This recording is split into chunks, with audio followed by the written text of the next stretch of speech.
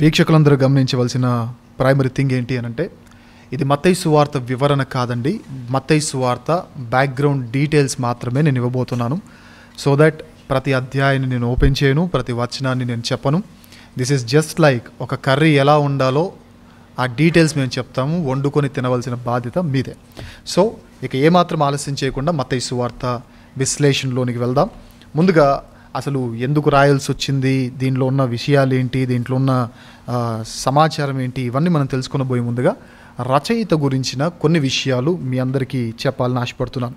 Mark సువార్త 2వ అధ్యాయం 14వ వచనం ప్రకారము, లూకా సువార్త 5వ అధ్యాయం 27-28 వచనాల ప్రకారం, మత్తయి సువార్త 9వ అధ్యాయంలో ఉన్న ఆ వచనాల ప్రకారంగా మత్తయి లేదా లేవి అనే వ్యక్తి ఈ పుస్తకాన్ని లేదా ఈ సువార్తను రాసినట్లుగా అపోస్తలిక్ ఫాదర్స్గా అప్రూవ్ చేయబడ్డ, అపోస్తలిక్ ఫాదర్స్గా పిలువబడిన వారు కూడా అప్రూవ్ చేశారు. అందులో సూడో బర్నబాస్ గారు కానివ్వండి, రోమాకు సంబంధించిన క్లెమెంట్ గారు కానివ్వండి, అలెగ్జాంద్రు ప్రాంతానికి సంబంధించిన క్లెమెంట్ గారు కానివ్వండి, పాలికార్ప్ గారు కానివ్వండి, జస్టిన్ మార్టిర్ గారు కానివ్వండి, టెర్టూలియన్ గారు కానివ్వండి, ఒరిగన్ అనే వీళ్ళందరినీ అపోస్తలిక్ ఫాదర్స్ అని అంటే వీళ్ళందరూ ఈ సువార్తను రాసింది మత్తయ్యే అని ధృవీకరించడం జరిగింది. ఎందుకు ఈ మాటను చెప్తున్నంటే, ఆల్రెడీ మత్తయి సువార్త అని ఉంది కదా, మరలా ఇది రాసింది మత్తయ్యే అని ఎందుకు ధృవీకరించాల్సిన అవసరం ఏంటి అనే డౌట్ మీకుంటే, సమూయేలు మొదటి గ్రంథం, సమూయేలు 2వ గ్రంథం అని పేరున్నంత మాత్రాన సమూయేలు 2వ గ్రంథాన్ని రచించింది సమూయేలు అనే భ్రమలో మనం ఉండకూడదు.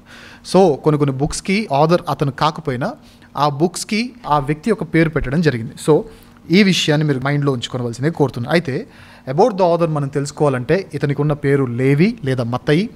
యేసుప్రభు వారి శిష్యుల్లో అల్ఫై కుమారుడు యాకోబు మనందరికీ తెలుసు.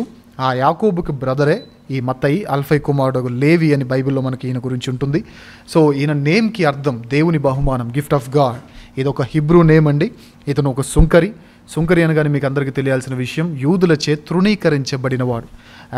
ఇతను సుంకరి అని బైబిల్ మనకు తెలియజేయడం వల్ల హిస్టారిక్గా మనం మాట్లాడాలి అంటే అరామిక్ భాష మీద, గ్రీకు భాష మీద, లాటిన్ భాష మీద మంచి పట్టున్న వ్యక్తి ఈ మత్తయి గ్రంథకర్త, మత్తయి అనే వ్యక్తి అనే విషయం మనకు అర్థం కావాలి. అండ్ ఇంకో విషయం చెప్పాలంటే, పాత నిబంధన మీద మంచి అవగాహన ఉన్న వ్యక్తి, యూదుల చేత తృణీకరించబడిన వ్యక్తి. ఎంతగా దేవుడు అంటే ఇష్టం అంటే, తనను తృణీకరించిన యూదులు ఎవరైతున్నారో వారికి క్రీస్తును పరిచయం చేయాలి, వారికి క్రీస్తును ప్రకటించాలి అని కంకణం కట్టుకున్న వ్యక్తి.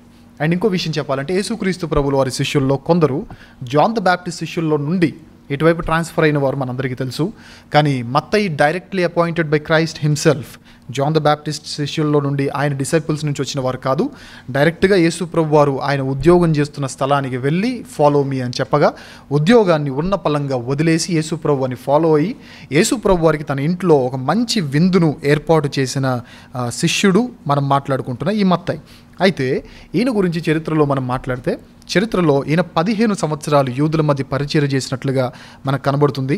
క్లెమెంతు అలెగ్జాంద్రుకు సంబంధించిన క్లెమెంత్ అనే వ్యక్తి మాట్లాడే మాటను బట్టి మత్తయి హీజ్ అ కంప్లీట్ వెజిటేరియన్ అనే మాట హిస్టరీలో మనకు కనబడుతుంది. అయితే ఈయన చివరి దినాల్లో పర్షియా, సిరియా, ఇథియోపియా ఈ ప్రాంతాల్లో పరిచర్య చేసినట్లుగా మనకు చారిత్రక ఆధారాలు ఉన్నాయి. ఇథియోపియా ప్రాంతంలో పరిచర్య చేస్తూ ఇథియోపియా రాజు చేసిన తప్పిదాన్ని ఖండించినప్పుడు అతను ఈయనని బంధించి నాబాదా అనే ప్రాంతంలో నేలపై మేకులు కొట్టి చంపేసినట్టుగా హతసాక్షిగా ఈయన యొక్క రికార్డ్స్ మనకు హిస్టరీలో మనకు కనబడుతుంది. ఇథియోపియన్స్ ఇప్పటికీ అనే మాట మత్తయి మా ప్రవక్త అని అంటారు. ఎందుకంటే ఆయన చివరి దినాల్లో ఆ ప్రాంతంలో సేవ చేసినట్లుగా మనకు చరిత్ర ఆధారాలు ఉన్నాయి. అండ్ కొందరు చెప్పిన విషయం ప్రకారంగా ఇతని సమాధి ఇటలీలో ఉంది అని చెప్తారు. రోమాలో కొన్ని ఎముకలు, కొన్ని స్కెల్టన్లోని కొన్ని అవశేషాలు రోమాలో కూడా భద్రపరిచి ఉన్నారని చెప్తారు. ఇక బైబిల్లో చివరిగా ఈయన గురించి మనకు కనబడేది అపోస్తలుల కార్యములు 1వ అధ్యాయము 13వ వచనంలో చివరిగా బైబిల్లో మనకు కనబడుతుంది. ఎందుకు ఈ మాటలను చెప్తున్నంటే, ఈ మాటలు ఈ సువార్త రాసింది మత్తయి అని చెప్పడానికి, మనకు అపోస్తలిక్ ఫాదర్స్ ధృవీకరించడానికి వారు తీసుకున్న సాక్ష్యాల్లో ఒక సాక్ష్యం, మత్తయి సువార్తలో మనకు కాయిన్స్ గురించిన ఎక్కువ ఇన్ఫర్మేషన్ మనకు ఉంటుంది. అది లూకా సువార్తలో లేనిది. లేదా మార్కు సువార్తలో లేని ఇన్ఫర్మేషన్, కాయిన్స్ గురించి కొంచెం ఇన్ఫర్మేషన్ ఉంటుంది. ఫర్ ఎగ్జాంపుల్ మత్తయి సువార్త 17వ అధ్యాయానికి వచ్చేసరికి అరశెకులు అనే పన్ను గురించి, ట్యాక్స్ గురించి ఆయన నోట్ చేయడం మనకు తెలుస్తుంది. అదేవిధంగా తలాంతుల గురించిన ఎగ్జాంపుల్ కూడా, ఉపమానం కూడా 5 తలాంతులు 3 తలాంతులు 5 తలాంతులు 2 తలాంతులు 1 తలాంతు, ఈ తలాంతుల గురించి, కాయిన్స్ గురించి ఎక్కువగా ఆయన స్పెషల్ ఇంట్రెస్ట్ చూపించినట్లుగా తెలుస్తుంది. అదేవిధంగా మత్తయి సువార్త 18వ అధ్యాయంలో తన లెక్క చూచుకొనగోరిన రాజును పోలి ఉన్న ఒక ఉపమానం మనకు కనబడుతుంది. So as he is a tax collector, ఆయన ప్రొఫెషన్ బట్టి ట్యాక్స్ కలెక్టర్ కాబట్టి ఆయన తన ప్రొఫెషన్కి అనుగుణమైన కొన్ని విషయాలు పరిశుద్ధాత్మ దేవుని ప్రేరణతో రాసినట్లుగా కూడా మనకు కనబడుతుంది. అయితే ఎప్పుడైతే మత్తయి సువార్త గురించి మనం ధ్యానిస్తున్నామో ఇది రచయిత గురించిన ఇన్ఫర్మేషన్ అండి, ఇది రచయిత గురించిన ఇన్ఫర్మేషన్. అయితే ఈయన చాలామంది మాట్లాడే మాట ఏంటంటే, చాలామంది చెప్పే మాట ఏంటంటే, మొట్టమొదటిగా మత్తయి సువార్త అరామైక్ భాషలో రాసినట్లుగా చాలామంది చెప్తూ ఉంటారు. లేటర్ అనేక మందికి రీచ్ అవ్వడానికి గ్రీకు భాషలోనికి తర్జుమా చేయబడినట్లుగా కూడా చాలామంది మాట్లాడుతుంటారు. ఇది రాయబడిన ప్రదేశం మేబీ పాలస్తీనా నుండి రాసి ఉండొచ్చు, లేదా సిరియాలోని అంతియోకియా అనే ప్రాంతం నుండి రాసి ఉండొచ్చు. స్టార్టింగ్లో చాలామంది హిస్టారియన్స్ చెప్పిన మాటను బట్టి స్టార్టింగ్లో ఈ గ్రంథానికి లేదా ఈ సువార్తకి లేదా ఈ పుస్తకానికి ఉన్న పేరు కటమత్తయోన్, అంటే మత్తయి ప్రకారము. మత్తయి సువార్తకున్న ఫస్ట్ నేమ్ కటమత్తయోన్, మత్తయి ప్రకారము అనే నేమ్ ఉన్నట్లుగా కూడా మనకు చారిత్రకంగా కొందరు మాట్లాడుతున్న మాటలు బట్టి మనకు అర్థమవుతుంది.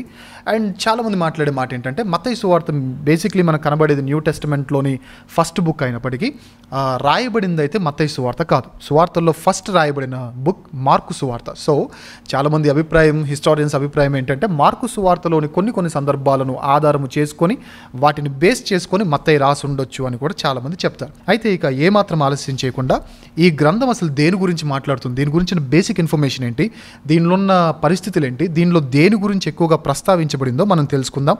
స్క్రీన్ మీద మీకు కొన్ని ఇమేజెస్ కనబడతాయి. స్క్రీన్ మీద మీకు ఒక ఇమేజ్ కనబడుతుంది, చూడండి. దయచేసి రాసుకునే వాళ్ళు ఎవరు రాసుకోకండి.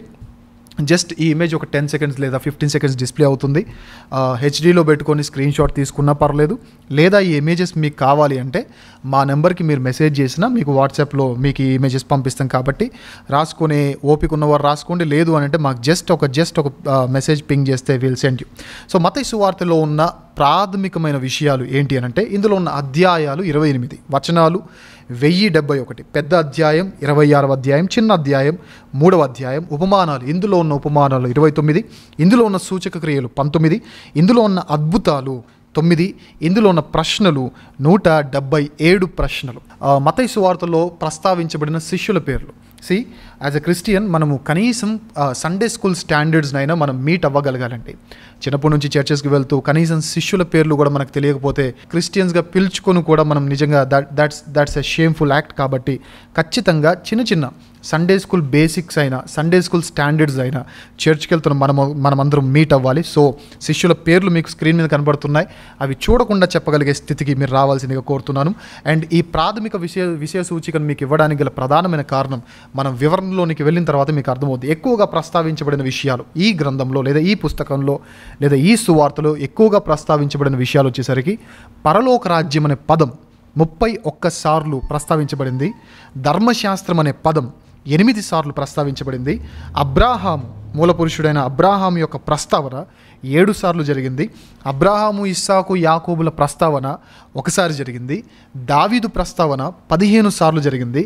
దావీదు కుమారుడు, ఈ క్రీస్తు దావీదు కుమారుడు అని చెప్పిన ప్రస్తావన 9 సార్లు జరిగింది. ఇక పాత నిబంధనలో ఉన్న భక్తుల యొక్క ప్రస్తావన 11 సార్లు జరిగింది. ఇది మాత్రమే కాకుండా ప్రభు యొక్క కుటుంబ సభ్యులు, వారి ప్రస్తావన యోసేపు మరియ తల్లిదండ్రులైతే యాకోబు, యోసేపు, సీమోను, యూదా మరియు కొందరు చెల్లెళ్ళు యేసుప్రభు వారికి ఉన్నట్లుగా మనకు బైబిల్లో యేసుప్రభు వారి గురించి కానీ లేదా మత్తయి సువార్త యొక్క ప్రాథమికమైన ప్రైమరీ డీటెయిల్స్గా మనకు కనబడుతుంది. ఇందులో ఉన్న ప్రాథమిక విషయాలేంటి, ఇందులో ఉన్న శిష్యుల పేర్లేంటి, ఇందులో ఎక్కువగా ప్రస్తావించబడిన విషయాలేంటో మనం చూసాం. ఇప్పుడు నెక్స్ట్ స్లైడ్ మీకు స్క్రీన్ మీద డిస్ప్లే చేయబడడం జరుగుతుంది, చూడండి ఒక్కసారి, అది కూడా చూడండి. ఇవన్నీ మత్తయి సువార్తలో ఉన్న ఉపమానాలు. విత్ రెఫరెన్స్ నేను మీ ముందు ఉంచడానికి గల కారణం, వీటన్నిటిని తర్వాత మీరు చూడండి. వీటన్నిటి వెనక ఒక ప్రాథమికమైన ఉద్దేశం రచయిత మైండ్లో ఉంది. సో మీరు ఏమి రాసుకోక్కర్లేదు, స్క్రీన్ షాట్స్ తీసుకోగలిగే వారు తీసుకోండి. మీకు అది కూడా స్క్రీన్ షాట్ కూడా క్లారిటీగా ఉండదు అని అనుకుంటే జస్ట్ మా వాట్సాప్ నెంబర్కి మీరు మెసేజ్ చేస్తే వీల్ సెండ్ యూ. ఇక థర్డ్, మత్తయి సువార్తలో మనకు కనబడుతున్న ఫస్ట్ బేసిక్ ఇన్ఫర్మేషన్ మనం చూసాం, అందులో ఉన్న ఉపమానాలు మనం చూసాము. ఇక స్క్రీన్ మీద మీకు థర్డ్ స్లైడ్ మీకు డిస్ప్లే అవుతుంది చూడండి. ఇందులో ఉన్న వ్యక్తులు, మత్తయి సువార్తలో ఉన్న వ్యక్తుల ప్రస్తావన మీ ముందుకు తీసుకొని రావడం జరిగింది. ఇందులో ఉన్న మంచి వ్యక్తులు మీకు లెఫ్ట్ సైడ్లో కనబడుతుంది. ఇందులో ఉన్న చెడ్డ వ్యక్తులు సెంటర్ ఆఫ్ ద పేజ్లో మీకు కనబడుతుంది. ఇందులో ప్రస్తావించబడిన పాత నిబంధన వ్యక్తులు, మత్తయి సువార్తలో ప్రస్తావించబడినట్లుగా పాత నిబంధన వ్యక్తులు మరి ఏ సువార్తలో కూడా ప్రస్తావించబడలేదు. ప్రతి మాటను కూడా మీరు జాగ్రత్తగా కన్సిడర్ చేయండి. ఈ బేసిక్ ఇన్ఫర్మేషన్లో మీకు ఇస్తున్న ఇన్ఫర్మేషన్లో ఎక్కువగా ప్రస్తావించబడిన పేర్ల మీద మీకు ఫోకస్ ఉండాలి. తర్వాత మత్తయి సువార్తలో ప్రస్తావించబడిన వ్యక్తుల మీద కూడా మీకు ఫోకస్ ఉండాలి. ఎందుకు ఈ క్యారెక్టర్స్ అన్నింటినీ మీ ముందు ఉంచాను అంటే, బైబిల్ని చదువుతున్నప్పుడు అండి మన జీవితం మెరుగుపడాలి అంటే క్యారెక్టర్ స్టడీ అనేది చాలా చాలా చాలా ఇంపార్టెంట్. సో మీరు బైబిల్ని చదువుతున్నప్పుడు అందులో మీకు ఏదైనా వ్యక్తి తారసపడినప్పుడు ఖచ్చితంగా అక్కడ ఆగండి. ఈ వ్యక్తి ఎవరు అని అతని గురించి స్టడీ చేయండి. ఈ వ్యక్తి గురించి ఎందుకు దేవుడు రాయించాడు అని, అసలు ఇతని హిస్టరీ ఏంటి, ఇతని స్టార్టింగ్ టు ఎండింగ్ బైబిల్లో అతని పొజిషన్ ఏంటి, అతను మంచివాడైతే ఏ క్రియలను బట్టి దేవుడు అతన్ని నీతిమంతుడని స్టాంప్ వేశాడు, ఒకవేళ చెడ్డవాడైతే ఏ క్రియలు చేయడం బట్టి దేవునికి నచ్చలేదు. ఇవన్నీ మనం క్యారెక్టర్ స్టడీ చేసి ఒకవేళ అతను నచ్చితే ఆ పనులు మనం చేసి దేవునికి నచ్చడానికి మనం ప్రయత్నం చేయాలి. ఒకవేళ అతను దేవునికి చెడ్డవాడిగా పిలువబడితే ఆ పనులు మనం చేయడం బట్టి మనం కూడా చెడ్డవారయ్యే అవకాశం ఉంది. కాబట్టి సో మీకు మంచి వ్యక్తులు డిఫరెన్షియేట్ చేశాను, చెడ్డ వ్యక్తులు డిఫరెన్షియేట్ చేశాను, ప్రస్తావించబడిన పాత నిబంధన వ్యక్తులు కూడా డిఫరెన్షియేట్ చేశాను. ఇందులో ఇర్మియా, యెషయా, అబ్రహాము, ఇస్సాకు, యాకోబు, సోలమన్, ఏలియా, జోనా, దక్షిణ దేశపు రాణి లేదా షేబా దేశపు రాణి, మోజెస్, డానియల్ అండ్ నోవా, వీరి ప్రస్తావన మనకు మత్తయి సువార్తలో కనబడుతుంది. ఇక నెక్స్ట్ స్లైడ్లోనికి మనం వెళ్తే మత్తయి సువార్తలో నెరవేరిన ప్రవచనాలు, ఇది చాలా చాలా చాలా చాలా ఇంపార్టెంట్. మత్తయి సువార్తలో నెరవేరిన ప్రవచనాలు, ఇది కూడా మనం చాలా ఫోకస్ చేయాలి. ఇందులో కూడా మీకు 2 పార్ట్స్ కనబడుతుంది ఈ పేజ్. ఒకటేమో మత్తయి సువార్తలో నెరవేరిన ప్రవచనాలు ఒకవైపు అయితే, మత్తయి సువార్తలో ప్రస్తావించబడిన పాత నిబంధన వచనాలు ఇంకోవైపు. సో ఆన్ ద హోల్ కొన్ని పదుల సంఖ్యలో, లేదా గట్టిగా మాట్లాడాలంటే 100కు పైగానే పాత నిబంధనకు సంబంధించిన కొటేషన్స్ మనకు మత్తయి సువార్తలో కనబడతాయి. సో పాత నిబంధన వ్యక్తుల ప్రస్తావన ఎక్కువ కనబడుతుంది. పాత నిబంధన ప్రవచనాల ప్రస్తావన మిగతా సువార్తల్లో లేనంతగా ఇందులో కనబడుతుంది. కొన్ని పదాల ప్రస్తావన, పరలోక రాజ్యం కానివ్వండి, దావీదు కానివ్వండి, అబ్రహాం కానివ్వండి, లేదా అబ్రహాం, ఐజక్ అండ్ జేకబ్ కానివ్వండి, వీరి గురించి కానీ, దావీదు సన్ ఆఫ్ డేవిడ్ అని కానివ్వండి, లేదా పరలోక రాజ్యం అనే పదం కానివ్వండి, ఈ పదాల మీద ఎక్కువ ఫోకస్ గ్రంథకర్త చేయడం జరిగింది. వీటన్నిటిని మనం మైండ్లో ఉంచుకుంటే తప్ప మనకు మత్తయి సువార్త అనేది అర్థమయ్యడానికి అవకాశం లేదు. సో వీటిని కూడా మీరు మైండ్లో ఉంచుకోండి. ఇక ఇందులో ఉన్న హీలింగ్స్ అండ్ మిరకల్స్ కూడా మీ ముందు ఉంచడానికి నేను ఆశపడుతున్నాను. ఆ స్లైడ్ కూడా మీరు చూడండి. ఇందులో ఉన్న హీలింగ్స్ అండ్ మిరకల్స్ మత్తయి సువార్తలో టోటల్గా ఇంతకుముందు చెప్పినట్లుగా 19 హీలింగ్స్ మనకు కనబడతాయండి. మిరకల్స్ వచ్చేసరికి 9 మిరకల్స్ మనకు కనబడతాయి. 19 హీలింగ్స్ అండ్ 9 మిరకల్స్ కనబడతాయి. విత్ రెఫరెన్సెస్ నేను మీ ముందు వాటన్నిటిని ఉంచడం జరిగింది. ఇందులో కూడా 2 పార్ట్స్ ఉన్నాయి చూడండి. మిరకల్స్ అనగానే యేసుప్రభు వారి పుట్టుక నుండి యేసుప్రభు వారు తిరిగి లేచి అంతవరకు ఆయన నడిచిన, సముద్రం మీద నడిచిన రీతి కానివ్వండి, గాలిని సముద్రాన్ని అణచబడిన రీతి కానీ, ఇవన్నీ మిరకల్స్ అనుకుంటే, ఆయన చేసిన హీలింగ్స్ గురించి కూడా ఈ గ్రంథంలో మనకు చాలా చాలా ఇంపార్టెంట్ కాబట్టి వాటి గురించిన ప్రస్తావనను కూడా మీ ముందుంచాను. ఇక చివరిగా దీని గురించి మీకు చూపించాల్సిన చివరి స్లైడ్ ఒకటి ఉంది. అదేంటి అంటే మత్తయి సువార్తలో ప్రస్తావించబడిన లేదా మత్తయి సువార్తలో మెన్షన్ చేయబడిన ప్రదేశములు. ఈ ప్రదేశాలు కూడా మీరు స్క్రీన్ షాట్ తీసుకోండి. వీటి మీద కూడా ఫోకస్ చేయవలసిందిగా కోరుతున్నాను. So till now we have concentrated on the author. ఆయన బ్యాక్గ్రౌండ్ హిస్టరీ ఏంటి, ఆయన చేసిందేంటి, ఆయన ఎలాంటి వాడు, ఆయన్ని దేవుడు ఎలా ఎన్నుకున్నాడు, ఏ పరిస్థితులు ఎన్నుకోవాల్సి వచ్చింది, ఆయన పేరుకు గల మీనింగ్ ఏంటి, ఇదంతా మనం చూసాం. తర్వాత ఈయనే ఆథర్ అని చెప్పడానికి అపోస్తలిక్ ఫాదర్స్ వారు అప్రూవ్ చేసినట్లుగా కూడా మనం చూసాం. తర్వాత ఆయన ఏ పరిస్థితుల్లో ఎలాంటి పదజాలను ఎక్కువగా ప్రస్తావించాల్సి వచ్చిందో, ఎక్కువగా వేటిని నొక్కి చెప్పడానికి ప్రయత్నించాల్సి వచ్చిందో అవన్నిటిని కూడా స్లైడ్స్ రూపంలో మీ ముందుంచాను. అయితే ఇప్పుడు ఈ గ్రంథమును బట్టి మనం నేర్చుకోవలసిన విషయాలు, ఈ గ్రంథాన్ని బట్టి, ఈ సువార్తను బట్టి అసలు ఏం చెప్పాలనుకుంటున్నాడు భక్తుడు, ఏంటి అసలు ఎందుకు రాశాడు? ఎందుకు అనంటే ఏదో కారణం లేకుండా ఖచ్చితంగా దేవుడు భక్తులను ప్రేరేపించి రాయించడు. ఏదో కారణం లేకపోతే దేవుడు ఖచ్చితంగా భక్తులను ఏమంటారు ఇన్స్పైర్ చేసి భక్తుల్ని దేవుడు ముందుకు ప్రోత్సహించి ఇలా రాయి అని చెప్పడు. సో ఇందులో ఉన్న కారణం ఏంటంటే మత్తయి సువార్తను చదువుతున్న వీక్షకులందరికీ తెలియాల్సిన విషయం ఏంటంటే ఇది అవుట్ అండ్ అవుట్ యూదుల కోసం రాయబడిన సువార్త లేదా యూదుల కోసం రాయబడిన గ్రంథం. అందుకే నేను మీకు చెప్పేటప్పుడు కొన్ని పదాలు, కొన్ని నేమ్స్, కొన్ని ప్లేసెస్, కొన్ని ప్రవచనాలు ఇవన్నీ బాగా ఫోకస్ చేయండి అని ఎందుకు చెప్పానంటే యూదులు గాలి మాటలు వినరు, ప్రతి దానికి ప్రూఫ్ అడుగుతారు. సో అండ్ వారికి కొన్ని క్యారెక్టర్స్ మీద స్పెషల్ ఇంట్రెస్ట్ ఉంటుంది, స్పెషల్ ఫోకస్ కూడా ఉంటుంది. అందుకే యూదులకి యేసుప్రభు వారిని పరిచయం చేయడానికి ఏ యూదులైతే మత్తయి సుంకరి కాబట్టి మత్తయిని తృణీకరించారో తృణీకరింపబడిన వారి మధ్య పరిచర్య చేయడానికి స్టార్ట్ చేసిన మత్తయి తృణీకరించబడిన వారికి పరిచర్య చేయడం మాత్రమే కాదు, కానీ ఆ పరిచర్యలో ఆయన తీసుకుంది ప్రకటించే పరిచర్య కాదండి, ప్రూఫ్ చేసే పరిచర్య. This is not about preaching Christ, this is about proving Christ. He is the Messiah. He is the announced person. ఎవరైతే ఆయన చెప్పిన వ్యక్తి అయితే, ప్రాఫెసై చేయబడిన వ్యక్తి ఎవరైతే ఉన్నారో, మెస్సయ్య ఎవరైతే ఉన్నారో ఆయనే ఈయన అని చెప్పడానికి మత్తయి ఒక స్టాండ్ తీసుకున్నాడు. నన్ను తృణీకరించిన వారికి ఈయన యేసయ్య, ఈయనే మెస్సయ్య అని ప్రూఫ్ చేయాలి అని అనుకున్నాడు. సో ఇందులో ఆయన ప్రస్తావించిన 3 ప్రాముఖ్యమైన విషయాలు ఏంటంటే మొదటిది ఫస్ట్ది యేసే క్రీస్తు, ఆ యేసు ప్రభు వారే క్రీస్తు అనేది ప్రూఫ్ చేయడానికి పూనుకున్నాడు. సెకండ్ ఇంపార్టెంట్ థింగ్ ఏంటంటే రాబోతున్న రాజ్యం గురించి ఎక్కువగా స్ట్రెస్ చేసి మాట్లాడాడు. ఎందుకంటే ఉన్న ఈ రాజ్యం కాదు మనది, శాశ్వత రాజ్యం, రాబోతున్న ఒక రాజ్యం ఉంది, దాని గురించి మనం ధ్యానించాలి అని చెప్పాడు. ఇక మూడవది ఏంటి అంటే ఇంతవరకు మనకు మోషే ఇచ్చిన ఆజ్ఞలు ఉన్నాయి, కానీ there is a new Moses who gave a new law. So ఈ 3 విషయాలు యూదులకు అర్థమయ్యేలా చెప్పడానికి ప్రయత్నం చేశాడు. అందులో మొదటిది యేసే మెస్సయ్య అని ప్రూఫ్ చేయడానికి ఆయన తీసుకున్న స్టాండ్స్ ఏంటంటే ప్రతి ప్రాఫెసీని కోట్ చేశాడండి. Nearly about 69 prophecies. ఇంకా ఆల్ టుగెదర్ పాత నిబంధనలో ఉన్న మెన్షన్స్ అన్నిటినీ, పాత నిబంధనలో ఉన్న వర్సెస్ అన్నిటినీ మెన్షన్ చేయడం, అవన్నీ ఆల్ టుగెదర్ మనం మాట్లాడితే ఓవరాల్ 100 కంటే ఎక్కువగా పాత నిబంధనకు సంబంధించిన రెఫరెన్సెస్ను మెన్షన్ ఎందుకు చేశాడంటే యూదులు వారికి మెయిన్ థింగ్ ఏంటంటే, వారికి బేస్ ఏంటంటే పాత నిబంధన. సో ఈయనే మెస్సయ్య అని చెప్పాలంటే ఈయన మెస్సయ్య వచ్చాడు, ఆమెన్ హల్లెలూయా అని చెప్పి వెళ్తే కుదరదు. ఆడియన్స్ని బట్టి కూడా స్పీకర్ స్టాండర్డ్స్ మనకు అర్థమవ్వాలి. ఆడియన్స్ ఎంత క్లియర్గా ఉన్నారో, ఎంత క్లారిటీ కోరుతారో, ఆ క్లారిటీకి వారు కోరేదానికంటే మించిన క్లారిటీని ఇక్కడ ఆథర్ ఇస్తున్నట్టుగా, ఇక్కడ ఈ మత్తయి ఇస్తున్నట్టుగా మనకు కనబడుతుంది. సో యేసే మెస్సయ్య అని ప్రకటించడానికి రాశాడు, రాబోతున్న రాజ్యం గురించి తెలియజేయడానికి రాశాడు, తర్వాత రాబోతున్న న్యూ మోషే గురించి తెలియజేయడానికి రాసిన ఈ 3 విషయాలను ప్రూవ్ చేయడానికి ఆయన తీసుకున్న ఫస్ట్ స్టాండ్ ఏంటంటే మెస్సయ్య గురించి చెప్పడానికి ప్రాఫెసీస్ అన్నిటిని కోట్ చేశాడు. పైగా మత్తయి సువార్తలో చెప్పే మాటని చెప్పనా, ఈయన ధర్మశాస్త్రాన్ని నెరవేర్చడానికి వచ్చాడు తప్ప కొట్టివేయడానికి రాలేదు. చాలా క్లియర్గా చెప్తున్నాడు యూదులకి, కొట్టివేయడానికి రాలేదు, బట్ దేనికోసం వచ్చాడు, నెరవేర్చడానికి వచ్చాడు. బట్ ఇక్కడున్న స్టాండ్ ఏంటి అంటే మీకు అర్థం కావడానికి ఒక చిన్న విషయం చెప్తాను. యేసుప్రభు వారు ధర్మశాస్త్రాన్ని కొట్టివేయడానికి రాలేదు కాబట్టి there is still the law of Moses still it is alive అని చెప్పే వారికి దేవుడు చెప్పే ఒక మాట, ఒక చిన్న ఉదాహరణ మీకు అర్థం కావడానికి చెప్తాను. ఇప్పుడు నేను బ్యాంక్లో ఒక లోన్ తీసుకున్నాను అనుకోండి, ఒక సేవకుడు ఒక మంచి ఎగ్జాంపుల్ చెప్పాడు, ఆ ఎగ్జాంపుల్ నేను యాజ్ ఇట్ ఈస్ కోట్ చేస్తున్నాను. ఒక బ్యాంక్లో నేను ఒక లోన్ తీసుకున్నాను. ఆ లోన్ తీసుకున్న తర్వాత కొట్టివేయడం అంటే ఏంటి, రుణం మాఫీ చేయడం కాదు.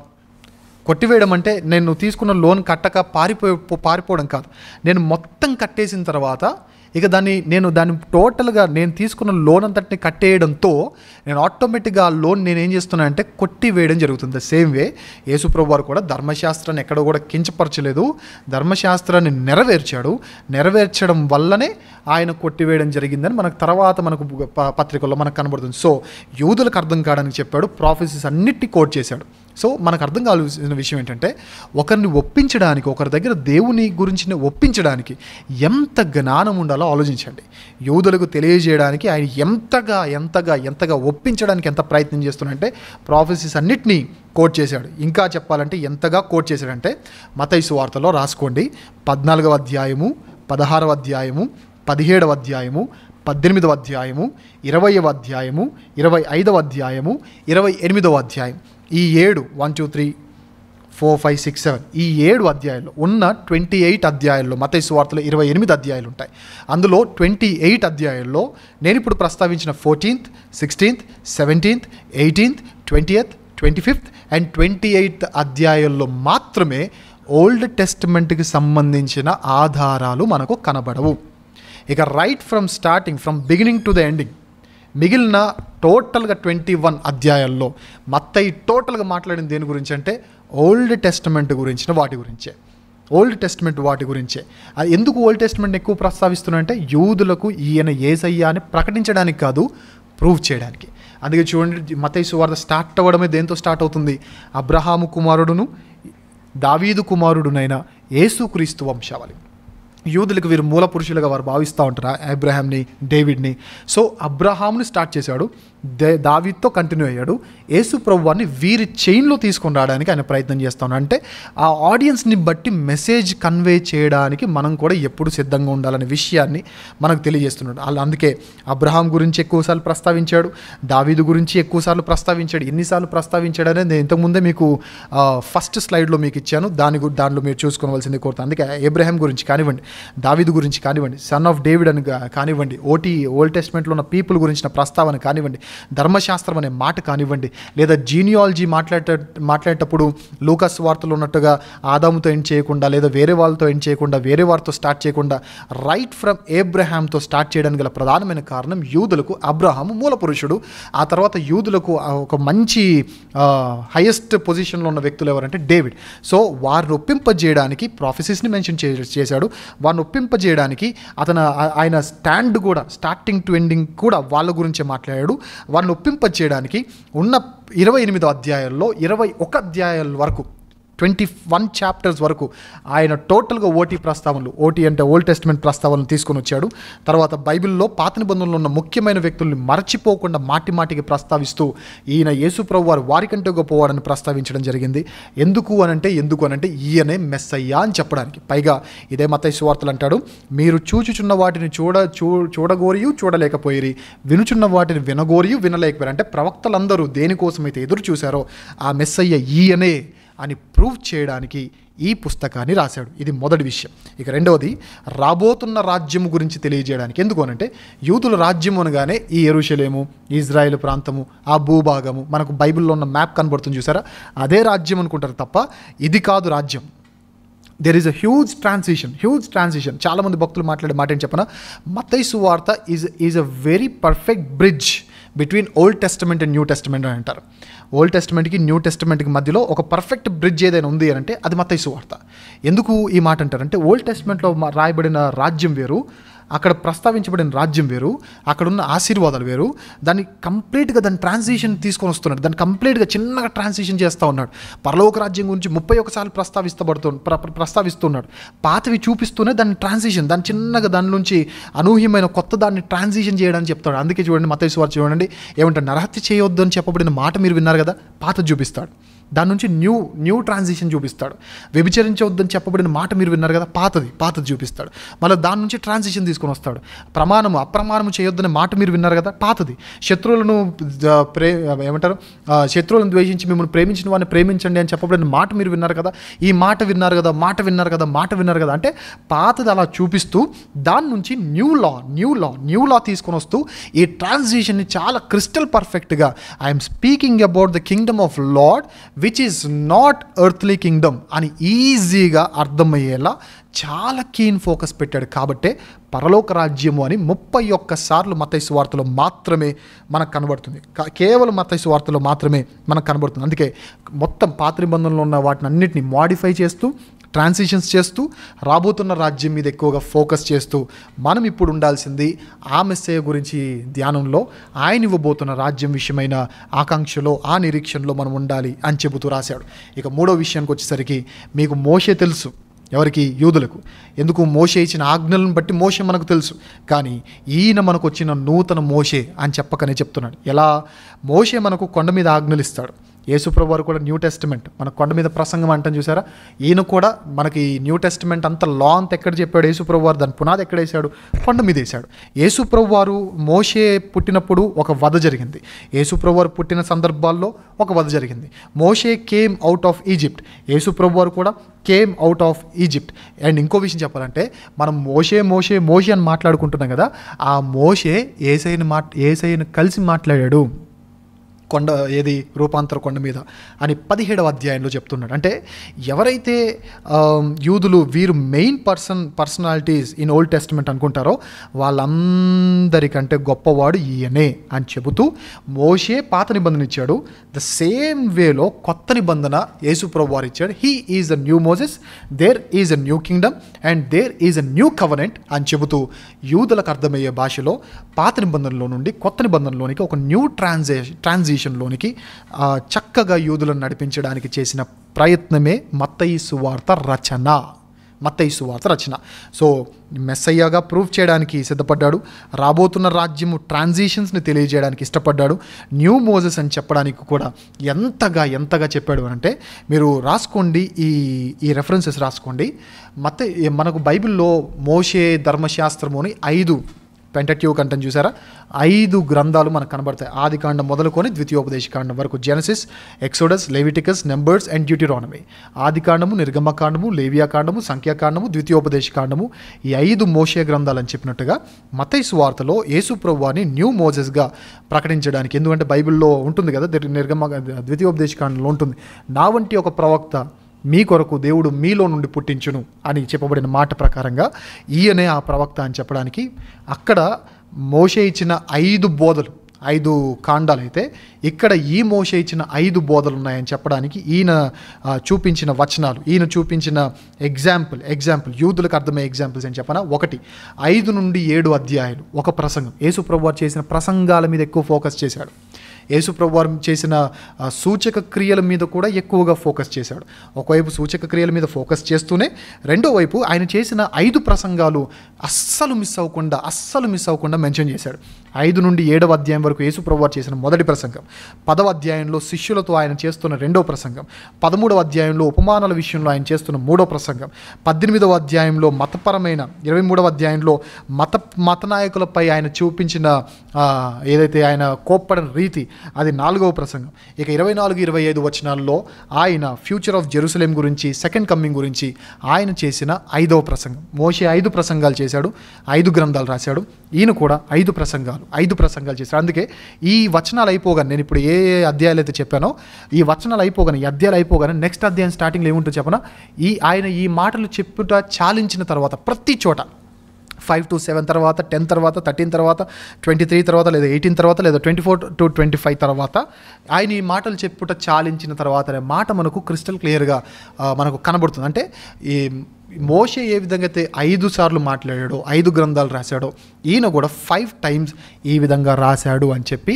యూదులకు ఈయన మెస్సయ్య, మోషే ఏలియాలు కలిసిన వ్యక్తి ఈయనే, అందరూ చూడడానికి ఇష్టపడిన వ్యక్తి ఈయనే, అందరూ కలవడానికి ఇష్టపడిన దేవుడు ఆ మెస్సయ్య ఈయనే, సో దట్ మనం మరలా మెస్సయ్య కోసం ఎదురు చూడక్కర్లేదు అని రాసిన ప్రూవ్ చేయడానికి చేసిన ప్రయత్నమే మత్తయి సువార్త. సో దీన్ని బట్టి మనకు అర్థం కావాల్సిన విషయం, రేపొద్దున మీరు మత్తయి సువార్త చదువుతున్నప్పుడు ఇందులో మీకు ప్రవచనాలు ఎందుకు ఎక్కువగా కనబడుతున్నాయంటే దానికి కారణం యూదులకు అర్థం కావడం కోసం.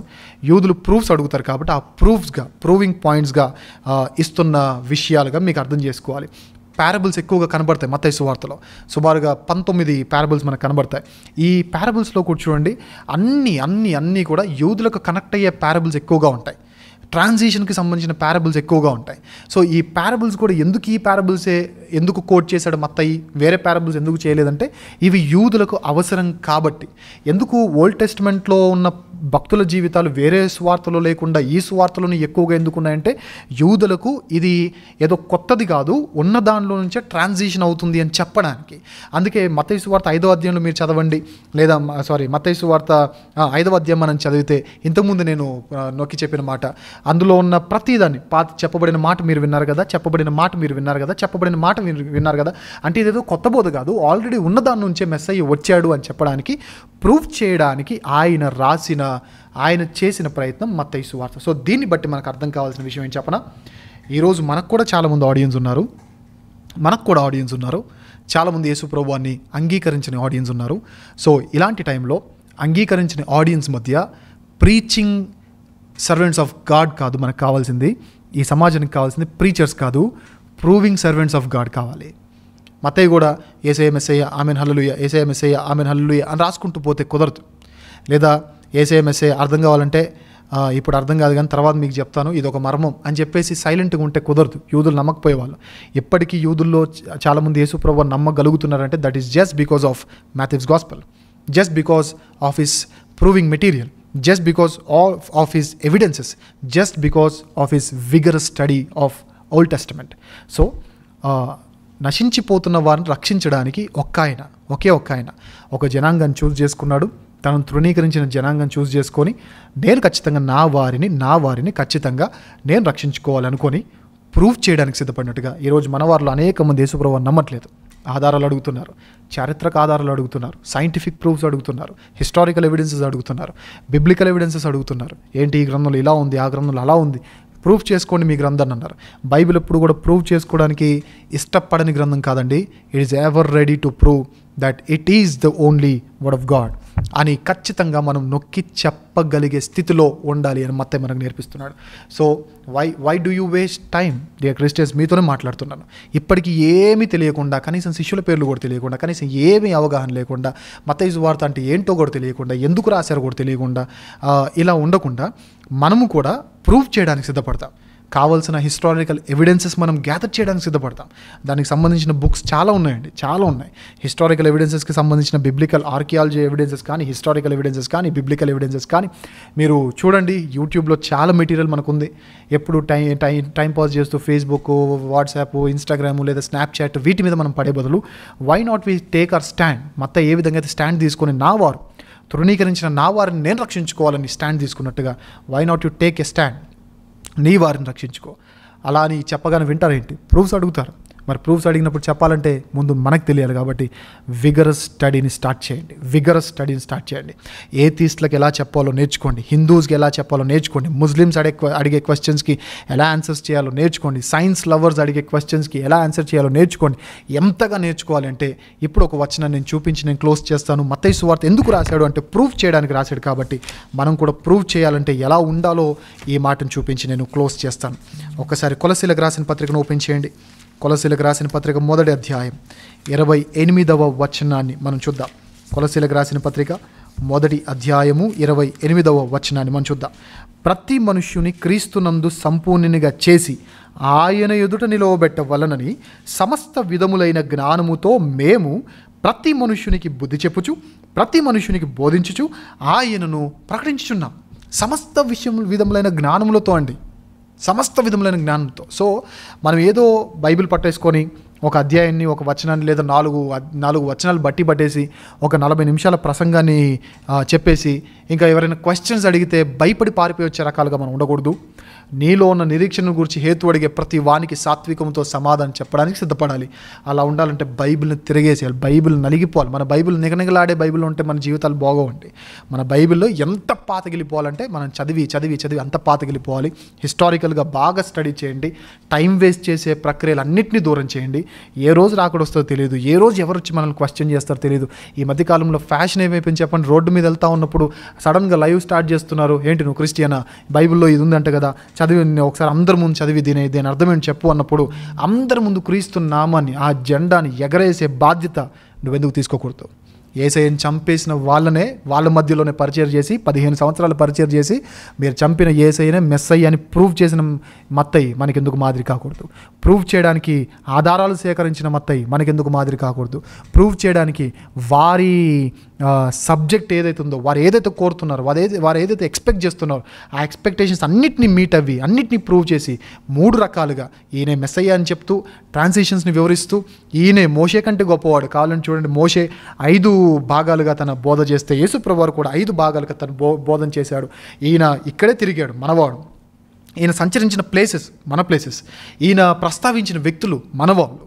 ఈయన ఏదైతే ప్రస్తావించిన ప్రవచనాలు లేదా ఆయన గురించి రాయబడిన ప్రవచనాలు పాత నిబంధనలు భక్తులుగా పిలువబడిన వారు, ప్రవక్తలుగా పిలువబడిన వారు, ఇదిగో ఈయన జీవితంలో జరిగింది అని ఎంత స్టడీ చేసి ఉంటారు చెప్పండి. సో నేను కూడా క్రిస్టియన్ పీపుల్ అందరినీ అర్జ్ చేస్తున్నాను. I'm really begging you my dear brothers and sisters, do not waste time. Prove చేసే మెటీరియల్గా మనం మారాలి.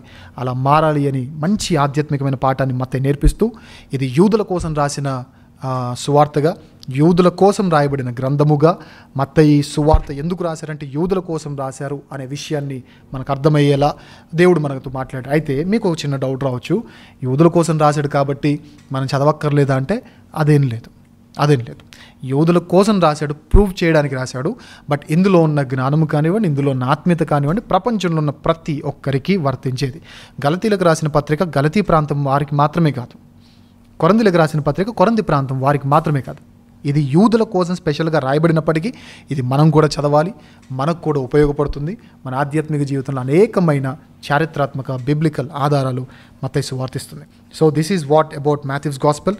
ఎందుకు రాశారు, ఏ పరిస్థితుల్లో రాయాల్సి వచ్చింది అనంటే ఇదే తృణీకరించిన వారికి క్రీస్తును పరిచయం చేయడం మాత్రమే కాదు, క్రీస్తును నిరూపించడం కోసం రాశాడు. కాబట్టి మన ముందు ఒక ఛాలెంజ్ ఉంది. తృణీకరిస్తున్న మన ఆత్మీయులు, తృణీకరిస్తున్న మన బంధువులు, తృణీకరిస్తున్న మన స్నేహితుల మధ్య క్రీస్తు జయకేతనాన్ని ఎగరేసే బాధ్యత మన మీదే ఉంది. కాబట్టి జాగ్రత్తగా ఉండండి. ఇక ముగించబోయే ముందుగా నేను మత్తయి సువార్త నుండి జనరల్గా నాన్ క్రిస్టియన్స్ అడిగే క్వశ్చన్స్ నేను మీ ముందు ఉంచుతాను. నేనైతే ఆన్సర్స్ చెప్పను. ఆ క్వశ్చన్స్ని మీకు నేను పోస్ట్ చేస్తాను. మీ పాస్టర్ గారిని అడగండి, అన్నయ్య ఇలా ఉందంట కదా బైబిల్లో, క్వశ్చన్స్ ఏంటి మాకు తెలియజేయండి అని చెప్పి మీరు తెలుసుకొని మీరు కూడా ప్రూవ్ చేయడానికి సిద్ధపడండి. అందులో ఫస్ట్ క్వశ్చన్, మనకు మత్తయి సువార్తలో ఉన్న జీనియాలజీ, వంశావళి, లూకా సువార్తలో ఉన్న వంశావళిలో చాలా తేడా కనబడుతుంది. బైబిల్ని తప్పు పట్టేవారు మత్తయి సువార్త నుండి ఏ విషయాలు తప్పుపడతారో చెప్తున్నాను. వీటికి ఆన్సర్స్ మీరు స్టడీ చేయండి. యూట్యూబ్లో కూడా వీటికి ఆన్సర్స్ ఉంటాయి. సెర్చ్ చేయండి, స్టడీ చేయండి. ఎప్పుడు ఎవరో చెప్తే విందాము, సరే అడిగితే వేరే వాళ్ళకి లింక్ చేద్దాం, వద్దు, మీరు స్టడీ చేయండి. మత్తయి సువార్తలో ఉన్న జీనియాలజీకి, లూకా సువార్తలో ఉన్న వంశావళికి తేడా ఏంటి? ఎవరైనా నిలబెట్టి అడిగితే ఈ క్వశ్చన్కి తడబడకుండా ఆన్సర్ చెప్పేలా స్టడీ చేయండి. సెకండ్ క్వశ్చన్, మత్తయి సువార్త 1వ అధ్యాయం 14వ వచనంలో అనుకుంటాను లేదా 16వ వచనంలో అనుకుంటాను, యొకన్యా అని ఒక వ్యక్తి కనబడతాడు. ఈ యొకన్యా అనే వ్యక్తి గురించి పాత నిబంధనలో చాలామంది క్వశ్చన్ చేసేది ఏంటంటే, పాత నిబంధనలో ఇతను సంతానహీనుడు అనే శాపం ఇతనికి ఉన్నప్పుడు ఇతని సంతానంలో నుండి జీసస్ క్రైస్ట్ ఎలా వచ్చాడు అని క్వశ్చన్ చేస్తారు. ఆ క్వశ్చన్కి what will be your answer? తడబడకూడదు, ప్రూఫ్ చేయాలి. మరి చేయాలి, అదే కదా మత్తయి సువార్త నేర్పిస్తుంది. ప్రూఫ్ చేయాలి, అడుగుతారు, ఖచ్చితంగా ప్రూఫ్స్ అడుగుతారు. ఈయనే మెస్సయ్య అనడానికి ఏంటి, ఇదే బైబిల్, ఇదే దేవుని గ్రంథం అనడానికి ఏంటి ఆధారం అన్నప్పుడు ఆధారాలు చూపించండి. ఆధారాలు చూపిస్తేనే కదా. And third question, non Christians మత్తయి సువార్తను బేస్ చేసుకుని అడిగే థర్డ్ క్వశ్చన్ ఏంటి అంటే, యేసు ప్రభు వారి గురించిన ప్రవచనం, కన్యక గర్భవతి కుమారుని కనును అతనికి ఇమ్మానుయేలు పేరు పెట్టబడును అనుంది. కానీ తీరా మత్తయి సువార్తలోకి వచ్చేసరికి ఇమ్మానుయేలు అని పేరు పెట్టరు, యేసు అని పేరు పెడతారు. వై? ఇది కాంట్రడిక్షనా? ఖచ్చితంగా బైబిల్లో కాంట్రడిక్షన్స్ ఉండవు. ఇది తప్ప? ఖచ్చితంగా బైబిల్లో తప్పులు ఉండవు. మరి ఏంటి, ఎందుకు ఇమ్మానుయేల్ అని ప్రవచనం నెరవేర్చబడవలసి ఉండగా ఇమ్మానుయేల్ అని కాకుండా యేసు అని దేవదూత ద్వారా పెట్టబడిన పేరు ఎందుకు పెట్టడం జరిగింది? ఇది వాళ్ళు అడుగుతున్న క్వశ్చన్స్ అండి. నేనేదో నా అంతటి నేను రాసుకుని వచ్చిన క్వశ్చన్స్ కాదు. రోడ్డు మీద లేదా సరదాగా మనం క్రిస్టియన్స్ అని బైబిల్ పట్టుకుని వెళ్తున్నప్పుడు, లేదా మన ఫోన్ ఓపెన్ చేసినప్పుడు వాక్యం కనబడినప్పుడు, ఓహో ఇతను క్రిస్టియనా అని చెప్పి బైబిల్ను వాళ్ళ బ్యాగ్లో నుంచి తీసి ఈ క్వశ్చన్స్ అడిగితే, నలుగురిలో అడిగితే బైబిల్ని మనము లేదా తప్పుడు గ్రంథంగా చిత్రీకరించే అలాంటి వ్యక్తులుగా మనం ఉండకూడదు. వీ షుడ్ ప్రూవ్ అండి. మత్తయి మనకు నేర్పిస్తున్న, మన ముందు ఉంచుతున్న ఛాలెంజ్ అది. ఇక ఫోర్త్ క్వశ్చన్ వచ్చేసరికి, మత్తయి సువార్తలో యేసు ప్రభు వారు బ్యాప్టిజం తర్వాత 40 days అరణ్యంలోనికి వెళ్ళినట్టు ఉంటుంది. కానీ యోహాను సువార్తకు వచ్చేసరికి ఆయన బ్యాప్టిజం పొందిన తర్వాత కపుల్ ఆఫ్ డేస్లో ఆయన కానా విందుకు వెళ్ళినట్లు ఉంటుంది. ఇంతకీ అరణ్యానికి వెళ్ళాడా, కానా విందుకు వెళ్ళాడా? ఇవన్నీ చాలా సింపుల్ క్వశ్చన్స్ అండి, చాలా సింపుల్ క్వశ్చన్స్. కానీ వాళ్ళు చాలా కాన్ఫిడెంట్తో అడిగేసరికి మనము తడబడిపోయి, మనము అయ్యో బైబిల్లో తప్పులు ఉన్నాయేమో అని మనం భయపడతాం. కానీ బైబిల్లో తప్పులు లేవు. ఈ క్వశ్చన్స్ అన్నీ తప్పులేం కాదు, బట్ తప్పులుగా కనబడుతున్నాయి మాత్రమే. మీకు చిన్న ఉదాహరణ చెప్పి నేను ముగిస్తాను. ఇంకా 2 questions చెప్పి నేను ముగించేస్తాను. అందులో ఒకటేంటంటే, సైన్స్ గురించి తెలియని వాళ్ళు ఎవరైనా బయటికి తీసుకొని వచ్చి, రాత్రిపూట బయటికి తీసుకొని వచ్చి ఆకాశం వైపు చూడు, ఏది పెద్దది, మూన్ పెద్దదా స్టార్స్ పెద్దదా అంటే, సైన్స్ గురించి తెలియని ఏ ఒక్కరని చెప్పే మాట ఏంటి చెప్పండి? మూనే పెద్దదంటారు. కానీ మూన్ పెద్దది కాదు, స్టార్స్ పెద్దవి అని చెప్పడానికి మనకు కొంచెం తెలిసి ఉండాలి, అవగాహన ఉండాలి. చూడ్డానికి మూనే పెద్దది, కానీ వాస్తవానికి స్టార్స్ పెద్దవి. ద సేమ్ వే చూడ్డానికి ఇవి తప్పులుగా ఉంటాయి, కానీ వాస్తవానికి నిజానికి ఇవి తప్పులు కాదు. ఎలా ప్రూవ్ చేస్తారు? అవి మీ పాస్టర్ గారిని అడగండి, లేదా యూట్యూబ్లో స్టడీ చేయండి, లేదా బుక్స్ రెఫర్ చేయండి, లేదా తెలిసిన సేవకులను అడగండి. అండ్ ఇంకోటి, యోనా 3 రాత్రింబగలు సమాధి గర్భంలో చేప గర్భంలో ఉన్నట్టుగా నేను కూడా 3 రాత్రింబగలు సమాధి గర్భంలో ఉంటానని ప్రభువు చెప్పాడు కదా. మీలో ఎంతమందికి ఆ క్యాలిక్యులేషన్ తెలుసు? ఇఫ్ నాట్, తెలుసుకోండి.